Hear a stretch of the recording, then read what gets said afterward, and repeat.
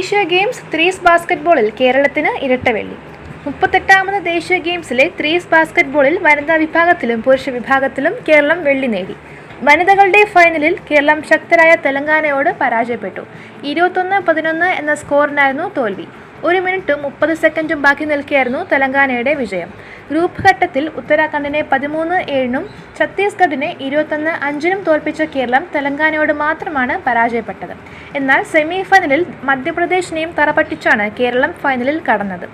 Joma Jijo, Chinnu Koshy, ഇറിൻ Elsa John, Krishnapriya എന്നിവരാണ് വെള്ളി medal നേടിയ വനിതാ ബാസ്കറ്റ്ബോൾ ടീം അംഗങ്ങൾ. പുരുഷന്മാരുടെ ഫൈനലിൽ കേരളം പടിക്കൽ കലമടച്ചു. മത്സരം അവസാനിക്കാൻ 1 മിനിറ്റ് മാത്രം ബാക്കി നിൽക്കെ കേരളം 20-12 എന്ന സ്കോറിന് മുന്നിലായിരുന്നു. 1 പോയിന്റ് സ്വന്തമാക്കി സ്വർണം നേടാനുള്ള അവസരം ലഭിച്ചെങ്കിലും കേരളത്തിന് പോയിന്റ് നേടാൻ സാധിച്ചില്ല. കേരളത്തിന്റെ എതിരാളി മധ്യപ്രദേശ് അവസാന 1 മിനിറ്റ് ഉണർന്ന് കളിച്ച് നിശ്ചിത സമയം പിന്നിട്ടപ്പോൾ സമനില പിടിച്ചു.